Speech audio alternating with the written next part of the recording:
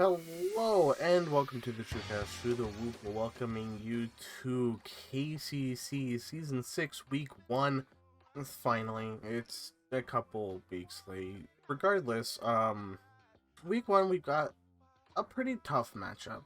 The LA Fire Kings, coached by Ethan, has Horus, Centur-ION, Galaxy Photon, P.U.N.K, Burning Abyss, Machina, Ally of Justice, Lord of the Heavenly Prison, Destructive Daruma, Karma Cannon, Trap Trick, and Apophis the Swamp Deity. Now, yikes.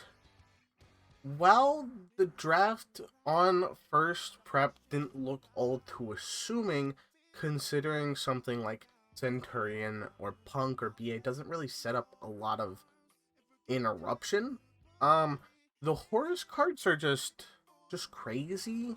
I don't know, man. Summoning 3 dudes from deck is kind of crazy, essentially.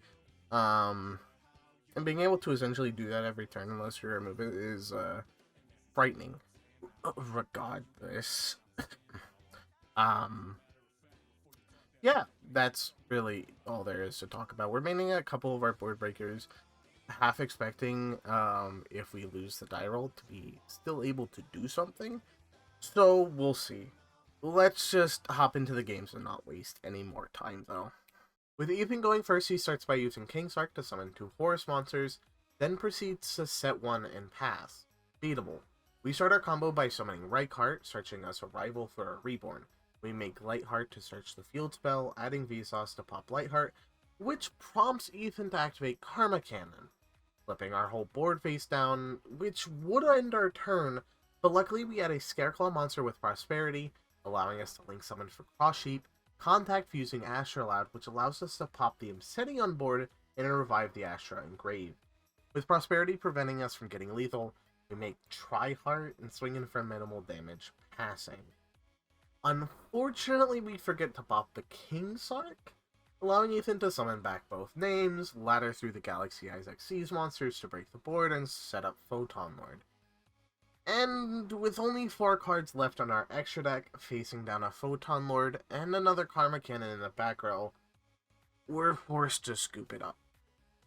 Starting game 2, we Prosperity for Reichphobia, activating it to add Reichheart. We summon Reichheart to search a rival, making Lightheart to pop with Vsauce to get both on board, giving us a link point for our Crusadia Draco, allowing us to get to full combo by link summoning Magius and using the arrival for Reichheart into Magius' link point, triggering Magius to add Arborea.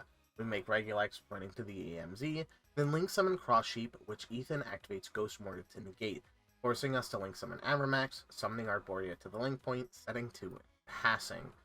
Not full combo, but maybe Vanguard will be enough.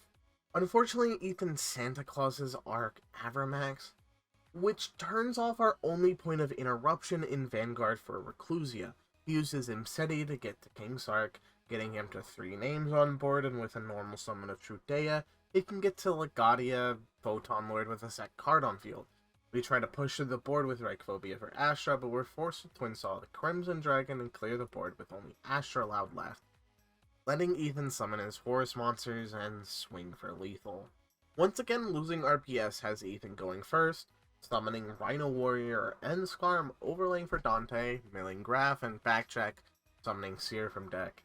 He links for Gravity Controller, allowing Ethan to go Seer target Dante, Dante target Seer. He overlays for Beatrice, sets 2, and passes the turn. We start with a Lava Golem, then Cursed Outland for Eldlich to pop a set Torrential, and summon it, trying to attack it for damage, but run into a Karma Cut, forcing us to set 3 and banish K.C.C to set Scarlet, passing back. With Lava Golem preventing Ethan from summoning any more BA monsters at the moment, he's forced to go into battle phase where we Scarlet to summon Lich, which gets Fiend Griefinged when we go to revive it with White Destiny later in the turn. We Black Awakening to summon Eldlich from the deck, then banish the Eldlich's Engraved to set 2, which prompts a Raigeki break on the set K.C.C. Ethan summons a Tour Guide, which allows him to make Boros to try and banish the board, forcing us to Imperm to end his turn. Luckily for us, we keep removing threat after threat after threat that Ethan makes, and finally run him out of resources just at the perfect time for Eldlich beatdown to clutch us this game. Game 2, Ethan starts off by normal summoning Rhino Warrior, which allows him to summon Scarm from hand, but an imperm from us sends the Scarm to the grave, forcing him to set 2 and pass. We start by using Curse Eldland to send a face-down Karma Cut to the grave, forcing battle with a 3500 beat stick, to which Ethan responds with a Trap Trick for Karma Cut, banishing our Eldlich, forcing us to set 2 and pass back. Luckily for us, all 3 are gone! A Rhino Warrior off the top forces us to overwrite, setting Karma Cut to his field, allowing him to end phase Scarm and search Graph. We force to set Karma Cut with our Eldlich, trying to keep Ethan off playing the game with Overroot, but with 2 Eldliches down and some mediocre draws off the top, it's looking grim. Ethan summons Horus, which we try to negate with Imperm, but a Karma Cannon allows him to resolve Horus, shuffling back the Karma Cuts we so desperately don't need him to have, putting us on some sort of timer. Unfortunately, Ethan will find the next Karma Cut for our 3rd Eldlich, and we're forced to scoop it up with no way of getting back into the game. Starting game 3, we summon Eldlich from deck, Black Awakening, setting 3 and passing. Ethan normal summons Tour Guide, grabbing Graph from the deck, making Cherubini, which we overroot, setting Tour Guide, forcing the summon Seer to self-destruct, using Clock Hero to banish the Seer target, forcing Ethan to set a few and pass back. Karma Cannon will hold us off for the turn, but we're able to get through all of Ethan's back row with no trouble. He summons Tour Guide, allowing him to get to Trisbana, which once again we're forced to overroot, which will self-destruct to summon Scarm, triggering in the end phase to search Horus. We try to pop a back row with Eldlich, but Ethan changed Trap Trick for Karma Cut, banishing one of our Eldliches, still beating over the set Tour Guide and passing back. A normal summon of Horus is scary, recycling back 6 traps to draw 2, dodging anything too crazy. With Eldland off the top, we've established ourselves with a commanding lead, which Ethan is unable to come back from, allowing us to slowly get in for lethal. Ethan once again wins RPS, starting by activating Imseti to add King Sark to hand, giving him access to Photon Lord, then summons Yaman, adding Foxy Toon. He summons Deer Note, synchro summoning Dragon Drive, adding Wagon to hand and summoning Foxy Toon to field. He King Sarks to get, I'm not going to pronounce his name, overlaying all 3 level 8s into Giant Trainer, forcing out Imperm to pass his turn. Book of Moon off the top deals with a Photon Lord, allowing us to go through our Crusadia Scareclaw combo, destroying King Sark and leaving Ethan on only 800 life. He starts by using Imseti to add and activate King Sark, to which we flip Vanguard, and Ethan forfeits game 1. Game 2, Ethan starts by activating King Sark to summon Happy, then normal summons Madame Spider, adding Nashiwari Surprise to hand. He pitches to King Sark, overlaying for Photon Lord, then synchro summons Amazing Dragon, reviving a Sharakusai to make Rising Carp, summoning Deer Note and Xiamen from deck, adding Foxy Toon and summoning Dragon Drive, adding Xiamen and summoning the Sharakusai from grave, setting 1 and passing. We Santa Claus over the Photon Lord, then imperm the Sharakusai, meaning the only on-board threat we have to contend with is the Nashiwari Surprise. We normal summon Rykart, adding a rival, then link summon for Lightheart, which gets Ghost Mortared. We summon Astra from hand, then a rival for Rykart, link summoning Triheart. We summon Maximus to link point, then activate Triheart to summon Astra from the grave, and add Balone to give Piercing, beating in for a chunk of damage and passing. Fortunately, with King Sark still up, Ethan makes Psychic and Punisher, and a bunch of bodies for us to try and beat over. We Phoenix to pop the back row, but triggering all of the Horus monsters kinda loses us the game. We make Equimax, but the Ghost Mourner in hand seals the deal, and we lose game 2. Game 3. It all comes down to this. We start by using Rykart to start our combo, which unfortunately gets stopped by a Ghost Mourner on Lightheart, forcing us to pivot into Dark.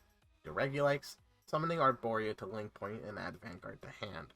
We link summon Equimax, summoning Draco to link point to recycle Regulax to the extra deck, setting 2 and passing. It's not great, but it might get us there. Ethan starts by normal summoning Xiamen, which we imperm to try and stop him from getting somewhere, but he summons Deer Note, synchro summons Stardust Spark Dragon, reviving Xiamen in grave. Unfortunately here, we should have flipped the Vanguard instead of trying to hold it for some possible King Sark play later in turn. He synchro summons Amazing Dragon, forcing our Equimax negate, which he uses Imseti, add and activate King Sark, summoning 2 level 8s, beating in, overlaying for Photon Lord and passing.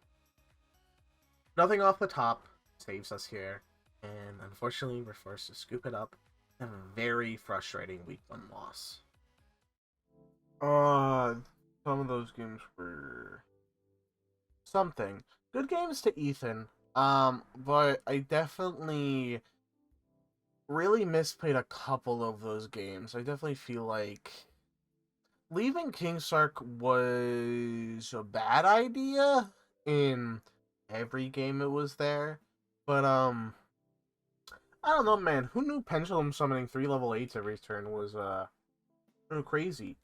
While it sucks to lose week 1, it's not the worst. At least we made it out with not the worst loss, so we can still bounce back. We got this.